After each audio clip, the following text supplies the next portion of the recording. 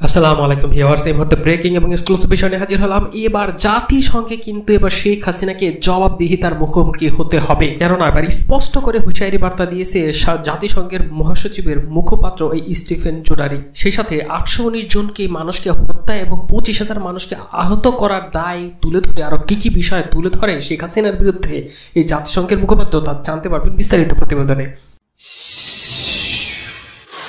এদিকে অবাক হবেন, কেননা এবার বিচার কার্য ছাড়া এবার বাধ্যতামূলক অবসরে পাঠানো হলো প্রভাবশালী এই 3 পুলিশ কর্মকর্তা। কিন্তু কেন তাদের বিচারের আওতায় আনা হলো না সে বিষয় নিয়ে থাকছে এক্সক্লুসিভ একটি রিপোর্ট। এবং সবশেষে যে আকর্ষণীয় বিষয়টা জানতে পারবেন, এবার বিসিবি সভাপতির পদ ছাড়লেন কিন্তু এই নাজমুল হাসান পাপন। প্রায় 1 যুগ পর তার সেই পদ হারাতে হলো। আরো কি বিষয় উঠে আসলো এবং তিনি কি ইচ্ছা করে ছাড়ছেন না জোর জবরদস্তির মধ্যে ছেড়েছেন, কি বিষয় উঠে আসলো বিস্তারিত প্রতিবেদনে জানতে পারবো ভিডিওর শেষ অংশে। এতক্ষণ শুনছিলেন শিরোনাম, এবার বিস্তারিত। চলুন এবার মূল বিষয়ে আমরা যাই। হত্যা ও সহিংসতার দায়ে শেখ হাসিনাকে জবাবদিহিতার মুখোমুখি দেখতে চায় জাতিসংঘ এবং তারা সাহায্য করবে। ছাত্র জনতার প্রায় 23 দিনের দেশ কাঁপানো আন্দোলনে পতন হয় আওয়ামী লীগ সরকারের। ছাত্র জনতার অভ্যন্তরের মুখে গত 5 আগস্ট রাষ্ট্রপতি মোহাম্মদ শাহাবুদ্দিনের কাছে প্রধানমন্ত্রী শেখ হাসিনা পদত্যাগপত্র জমা দিয়ে শেখ হাসিনা এই দেশ ত্যাগ করেন। এরপর গভর্নর ভবন থেকে হেলিকপ্টার জুড়েই তাকে দেশ ত্যাগ করানো হয়। সে সময় তার সঙ্গে ছিলেন তার বোন শেখ রেহানা। বর্তমানে তিনি ভারতে রয়েছেন। 23 দিন হত্যা ও সহিংসতা চালানোর দায়ে সদ্য ক্ষমতাচ্যুত এই প্রধানমন্ত্রী শেখ হাসিনা সহ জনতাদের জবাবদিহিতার মুখোমুখি দেখতে চায় জাতিসংঘ। জাতিসংঘ মহাসচিবের মুখপাত্র স্টিফেন ডুজারিক মঙ্গলবার এক প্রেস ব্রিফিংয়ে এমন কথা জানায়। বাংলাদেশ স্থিতিশীলতার দিকে যাচ্ছে। কঠিন এ সময় এই দেশকে সমর্থন দেওয়ার কথা জানিয়েছে জাতিসংঘ। তবে যারা 819 জন মানুষকে হত্যা এবং 25,000 মানুষকে আহত করার জন্য দায়ী তাদের বিচারের আওতায় আনার বিষয়ে জাতিসংঘ মহাসচিব কি কিছু বলেছেন? এমন প্রশ্নের জবাবে কি বলেন? তাদের অধিকাংশ গুলি বা স্বৈরশাসক শেখ হাসিনার দেখামাত্র গুলি করার নির্দেশে হতাহত হয়েছেন এক সাংবাদিক। এমন প্রশ্নের জবাবে জাতিসংঘের মহাসচিব মুখপাত্র বলেন, আমরা এই বিশেষ সংকটের শুরু থেকে জবাবদিহিতার কথা বলে আসছি। সহিংসতা, প্রাণহানি এবং মানবিক ও রাজনৈতিক অধিকার লঙ্ঘনের জন্য জবাবদিহিতা দরকার রয়েছে। অন্তর্বর্তীকালীন সরকার ডক্টর মোহাম্মদ ইউনূসকে জাতিসংঘ মহাসচিবের আন্তোনিও গুতেরেসের একটি চিঠির বিষয়ে তিনি বলেন, আমি মহাসচিবের পাঠানো একটি চিঠি সম্পর্কে কিছু প্রশ্ন পেয়েছি।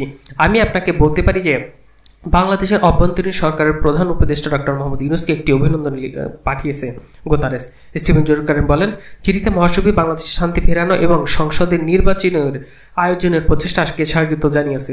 মহাসচিব বলেছেন, জাতিসংঘের প্রত্যাশা ডক্টর ইউনূস সরকার একটি অন্তর্বর্তী বা অন্তর্ভুক্তমূলক পন্থা গ্রহণ করবে, যার মাধ্যমে দেশের তরুণদের পাশাপাশি নারী, সংখ্যালঘু ও আদিবাসী সম্প্রদায়ের কণ্ঠস্বর বিবেচনা করা হবে। জাতিসংঘ মহাসচিবের মুখপাত্র বলেন, দেশের সব নাগরিক বিশেষ করে সংখ্যালঘুদের পূর্ণ সুরক্ষা নিশ্চিত করতে বাংলাদেশের অভ্যন্তরীণ সরকারের উপর ভরসা করেছেন গুতেরেস। রোহিঙ্গা শরণার্থীর মঙ্গল নিশ্চিত করতে ডক্টর ইউনূসের প্রতি জোরালো আহ্বান জানিয়েছে এই মহাসচিব। বিশেষ করে মিয়ানমারের অবনতিশীল পরিস্থিতির পরিপ্রেক্ষিতে এই সকল বিষয় উঠে আসে। তবে যে বিষয়টি উঠে এসেছে 23 দিনের যে টানা হত্যাযজ্ঞ এবং সেই সাথে 819 জন মানুষ 25,000 মানুষকে আহত করার যে বিষয়টি, সেই বিচারের দায় জাতিসংঘ দেখতে চায়। এদিকে আরেকটু অবাক বিষয়, অবশেষে কিন্তু বাধ্যতামূলক অবসরে গেলেন এই প্রভাবশালী 3 পুলিশ কর্মকর্তা। তাদের বিচারের আওতায় বা গ্রেফতার না করে তাদেরকে বাধ্যতামূলক অপসারণ দেওয়া হলো।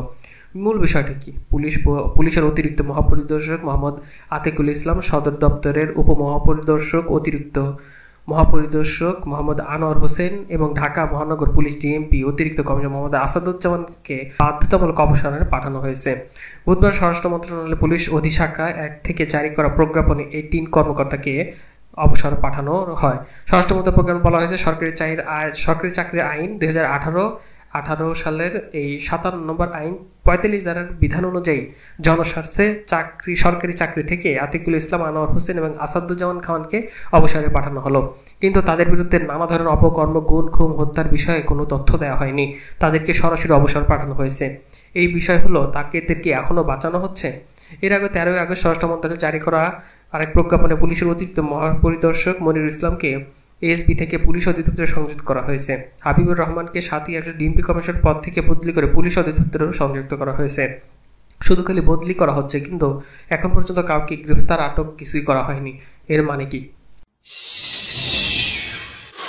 এবং সব শেষে এবার যে বিষয়টা আপনাদের মাঝে তুলে ধরতে যাচ্ছে, অবশেষে প্রায় 1 যুগ পর সভাপতির পদ ছাড়লেন এই মিস্টার পাপন খান। তার বিরুদ্ধে একের পর এক নানা ধরনের অভিযোগ আসছে, বাংলাদেশ টিমটাকে কিভাবে তিনি ধ্বংস করে দিয়েছেন। প্রায় 1 যুগ পর এই বাংলাদেশ ক্রিকেট বোর্ডের সভাপতির পদ থেকে সরে দাঁড়িয়েছেন এই পাপন। বুধবার ক্রীড়া মন্ত্রণালয়ের অনুষ্ঠানে জরুরি বৈঠকে সবাই ভার্চুয়ালে যুক্ত হয়ে পদত্যাগের ঘোষণা দেন তিনি। সচিবালয়ে আজ হঠাৎ জরুরি বোর্ড সভা ডাকার পর সভাপতি পদ থেকে নাজমুল হাসান পাপনের এই পদত্যাগের বিষয়টি অনুমতি ছিল। নাজমুল হাসানের পদত্যাগের বিষয়টি নিশ্চিত করেছে সভায় থাকা বিসিবির এক পরিচালক। 5 আগস্ট সরকারের পতনের পর আত্মগোপনে চলে যান এই পাপন। তার কয়েকদিন পর এক বোর্ড পরিচালকের মাধ্যমে পদত্যাগের নীতিগত সিদ্ধান্তের কথা জানান তিনি। অবশেষে আনুষ্ঠানিকভাবে ঘোষণা দিলেন পাপন। 2012 সালে থেকে টানা দায়িত্ব পালন করতে আসছিলেন তিনি। 13 সালের পর 2017-21 সালে টানা 3 বার নির্বাচিত সভাপতি হিসেবে দায়িত্ব পালন করেছে পাপন। এখন অপেক্ষার নতুন এক সভাপতির গুঞ্জন রয়েছে, জাতীয় সাবেক অধিনায়ক ফারুক আহমেদ হতে যাচ্ছেন ক্রিকেট বোর্ডের পরবর্তী সভাপতি। তবে এখন বিষয় হচ্ছে, তার বিরুদ্ধে এত এলিগেশন, তারকে জবাবদিহিতা না করেই কেন তাকে এই পদত্যাগের বিষয়টা নিয়ে আসা হলো। পদত্যাগ করেছেন, এখন কেন তাকে গ্রেফতার করা হচ্ছে না, এই বিষয়টি নিয়েই ব্যাপক আলোচনা হচ্ছে। বিসিবিতে জাতীয় ক্রীড়া পরিষদ মনোনীত পরিচালক ক্রিকেট পরিচালন বিভাগের দায়িত্ব ছিলেন কিন্তু এই ফারুক আহমেদ। এনএসসি থেকেই তাকে পদত্যাগ করতে বলা হয়েছিল। এনএসসি থেকে অব্যাহতি দেওয়া হয়েছে সংস্থাটি মনোনীত বিসিবি আরেক পরিচালক আহমেদ সজল আলমকেও। তার জায়গায় নতুন পরিচালক হয়েছেন ক্রিকেট বোর্ডের কোচ ও বিশ্লেষক নাজমুল আবেদিন। এদিকে অবশেষে কিন্তু নতুন মুখ আসলো, নতুন সভাপতি হলেন ফারুক। দেশের ক্রিকেটকে এগিয়ে নিয়ে যেতে চান তিনি। বাংলাদেশ ক্রিকেট বোর্ডের নতুন সভাপতি নাজমুল হাসান পাপনের পরিবর্তে এবার হয়েছেন এই ফারুক আহমেদ। সভাপতির দায়িত্ব পেয়ে বিসিবির ফেসবুক পেজে নিজের প্রতিক্রিয়া জানিয়েছেন ফারুক আহমেদ। তিনি জানিয়েছেন, দেশের ক্রিকেটকে সামনে এগিয়ে নিয়ে যাওয়াই তার প্রধান লক্ষ্য। বাংলাদেশ ক্রিকেট বোর্ডের নতুন সভাপতি নিজের লক্ষ্য নিয়ে বলেছেন, লক্ষ্য অনেক বড়। প্রথম ও প্রধান লক্ষ্য দেশের সম্মান বৃদ্ধি, দেশের মুখ উজ্জ্বল করা। দলকে একটা জায়গায় ভালো দেখতে চাই, কিভাবে দেখব সেটা অনেক বড় একটা ব্যাপার, সুতরাং অনেক জায়গায় আমাদের কাজ করতে হবে। তিনি যোগ করেন, অনেকদিন ধরে কাজ হয়েছে, হয় নাই, এসব নিয়ে প্রশ্ন আছে। আমাদের প্রধান দায়িত্ব হচ্ছে ক্রিকেটকে এগিয়ে নিয়ে যাওয়া, দেশকে এগিয়ে নিয়ে যাওয়া। বাংলাদেশ ও বাংলাদেশ ক্রিকেট দলকে যদি আমরা মাথায় রাখি তাহলে আমাদের কাজটা সহজ হবে, আমরা অন্য দিকে যেন সরে না যাই। সুতরাং বাংলাদেশ ক্রিকেট সব মিলিয়ে এটাকে আমরা এগিয়ে নিতে যেতে চাই, এমন দাবি করেন তিনি। 2012 সালে সরকার মনোনীত সভাপতি হিসেবে বিসিবির দায়িত্ব নিয়েছিলেন নাজমুল হাসান। 2013 সালের অক্টোবরে হন নির্বাচিত সভাপতি। সেই থেকে নাজমুলের 3 মেয়াদের বিসিবি সভাপতির দায়িত্ব পালন করেছেন।